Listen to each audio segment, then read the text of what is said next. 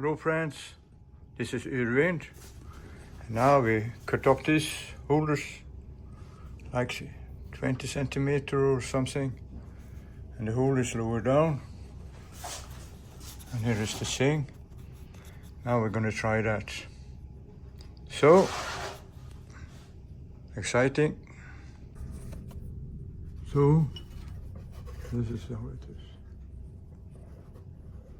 Now it swings nicely, not touching. So now we're going to try it in the boat. So now we're testing it. And as you see, it swings rather nicely. And there's plenty of space here in the back too. It doesn't even get close here. So it's a big success, and this really comes in a nice place for eating. So it's a good thing. Now I'm gonna do better here for the bowl so it doesn't jump off. And then I can start making some shelves behind here. So I start to think maybe this is not enough. I'm gonna improve the holder of the bowl. So in glass fiber I'm gonna make a copy of this. I'm gonna put some layers on there, and then hopefully it will pop off, and I can glue it into here, and then it's going to sit very well. I'm going to just do more than half, maybe like 225 degrees or something like that I got good access to it. So as the project advances, my ambitions advances. So now the bowl got 6 layers of 450 gram glass on her, and we will let it dry for tomorrow, and then tomorrow she will have the shape of the bowl.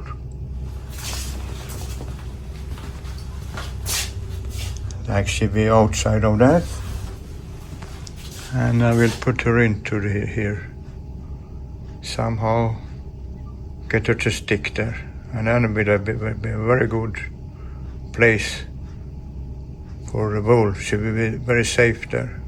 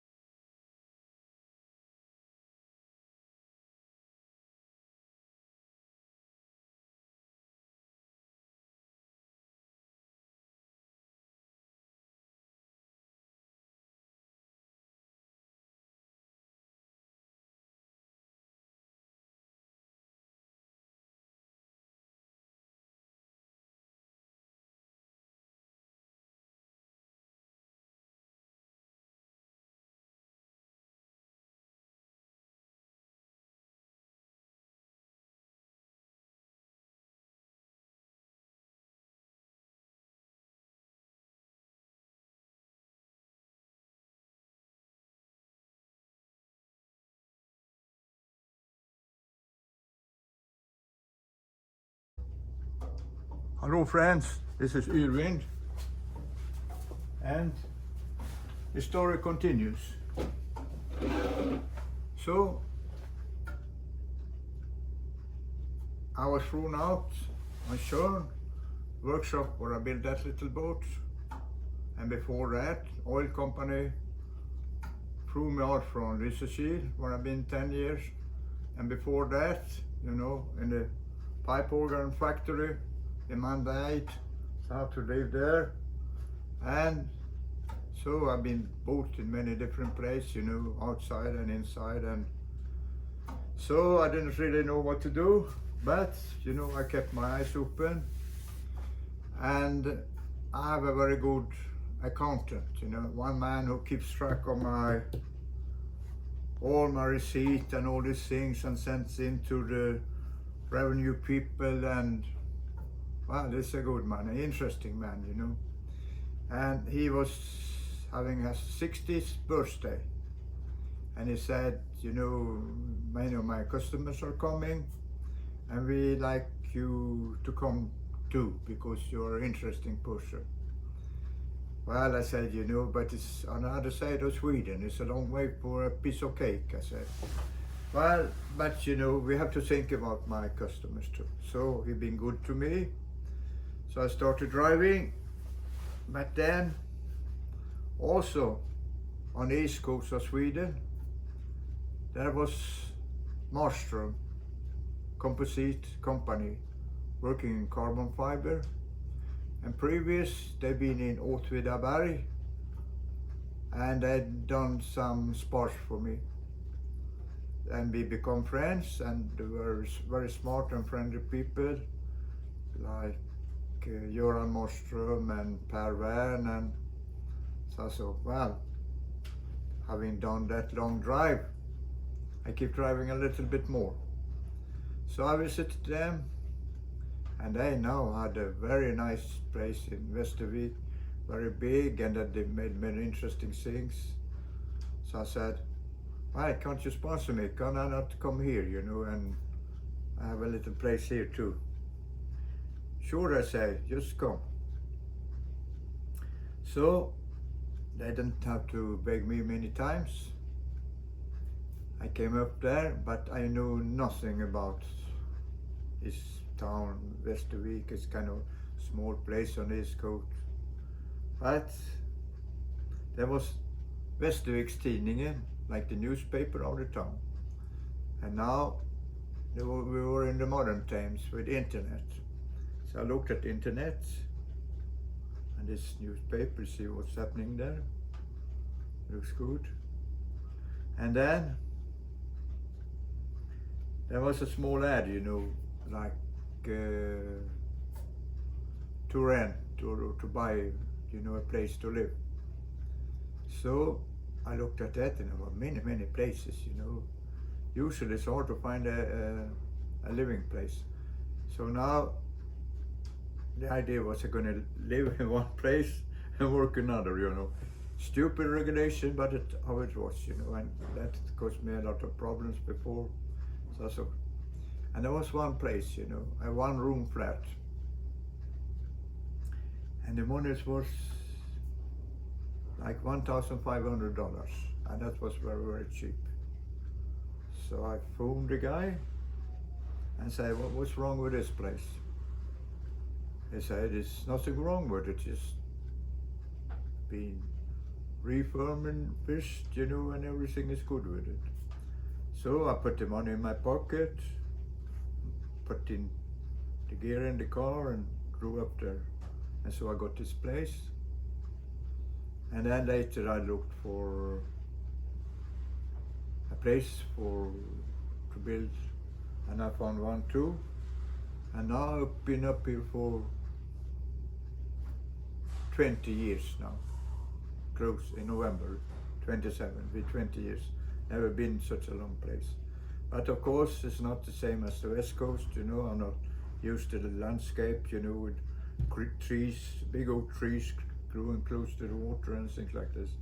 This is not, kind of makes me upset, you know. But still, it's a nice place for bicycle and not far from my work. And also I spent the first time apprentice to learn what is pre-preg and carbon fiber and vacuum and all these things, you see. So they have pre-preg. Pre-preg is like carbon fiber and I put epoxy on it. But that epoxy cures only at very high temperature, like it cures at 120 degrees Celsius. So you can handle it outside. It comes in a freezer, and I put it in a freezer minus 18 degrees. And then I take it out, and I can work with it outside like for a month or so plenty of time. And it's a bit sticky. You peel off a layer and then you put it on, and you put on another layer, and you can do that. And you put it in a vacuum bag, and you seal it, and then you put it in the, what is it called? You know, a big tank that put vacuum on. And then they put a very high, they put vacuum in the bag, but then they put pressure on the outside in this tank. So it's like 6 atmosphere on the outside, and they raise the temperature to 120 degrees, and they put in the product there, and after 1.5 hours, it's done. It's hard as stone, you know, it's very good. So I learned a bit about that, and I did organize things, you know, and doing a little bit about everything. And then one day, while I was doing this, a young man and his friend, they phoned me. They had bought Albin Vega. It's like a Swedish small boat, and many people done long cruises with it, and they're here in Sweden, they're like very cheap, you know, and they're not really good quality, but you know, people been sailing down to Antarctica, and this I think Mats, you've been sailing around Northwest Passage and around Cape Leeuwin and back, and people sailing around the world with. So he bought one of these. Yeah, it was just a young man, you know, like 19 years old, and he'd been out at the high school, and now before settled down, he wanted to see the world. So they said if they could come here and get some advice from me. But I said, you know, you live on the other side of Sweden, it's a long drive here. Well, they didn't mind. They thought this would be a good thing. So one day they came, and very nice people, you know, and so we got along well, and I showed them, I gave them some advice, you know, and he saved all the money for the boat, you know. It was like, this was 2007, so prices were higher, but he had worked on three different jobs, you know. One in the weeks, construction, you know, building routes and things like this. And then one job in the evening, and then another job during the weekends. So in a year, he saved up money. Now they bought the boat and didn't have much money left. So now they're gonna buy a wind vane. And I said, and that's gonna cost, you know, a lot of money. They're expensive things and they break down. I said, don't do that, you know. Use sheet to tiller instead. So we didn't really hear about that. His name was Thomas, and he was, you know, didn't trust everything, you know. So anyway, I didn't hear from them. So after 1 or 2, 3 weeks, you know, I phoned. And so how's the project going? Well, they said, my friend didn't come along, you know. So I'm just by myself, you know. And I never been sailing during the night, you know, and I don't really know how to do things, you know. My mother always been cooking for me, and well, I said, you must be a solo sailor, like me.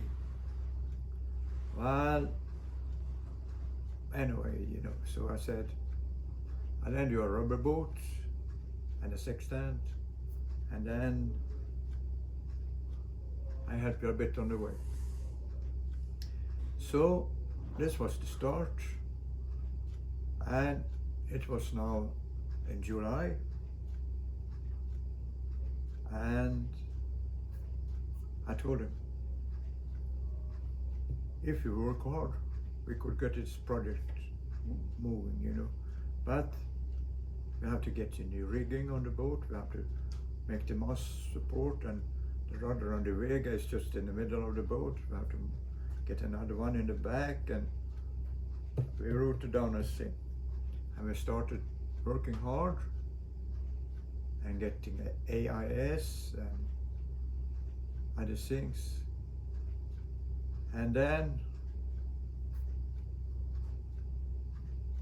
in the end of August, we were ready to take off. So we wanted to say straight, but we said, North Sea now, this is not so good. We sailed up to Norway, south of Norway, and then we wait for good weather, and then we make a passage across to Edinburgh in Scotland, and we take the Fort Clyde Canal across there, and we go down to Ireland, and we go down to Kinsale, and then we are in a good position to do the Bay of Biscay. So we came to Norway, Kristiansand, and we waited there, and he was impatient, you know, but I thought, well, we better wait for it. Anyway, you know, there was a fine day. There was like a gale coming up, but if you want perfect weather, and now it was like September, so it was not so good. So anyway, we took off.